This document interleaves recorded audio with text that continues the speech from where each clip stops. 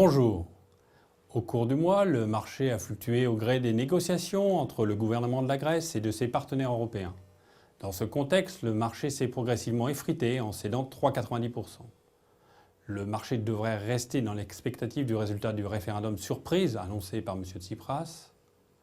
Quelle que soit l'issue du vote, les négociations resteront difficiles à mener pour les Grecs. L'Europe a aujourd'hui les moyens de limiter tout effet de contagion au reste de la zone euro à travers différents outils tels que le MES, le FESF, l'OMT ou bien encore le quantitative easing de la Banque centrale européenne. Par ailleurs, la situation économique de l'Europe est très différente de celle de 2011. En effet, la croissance de la zone euro est estimée à 1,5% cette année et près de 2% en 2016. L'Espagne elle-même connaît un regain de croissance supérieur à 2% et les signes de reprise économique se multiplient en Europe.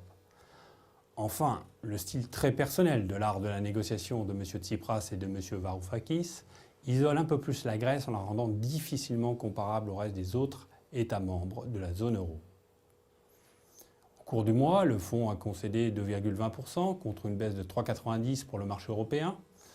Au sein du portefeuille, nous avons allégé nos positions en valeur bancaire en Italie, Intesa, et renforcé le poids de l'industrie allemande à travers le secteur automobile Daimler et Volkswagen.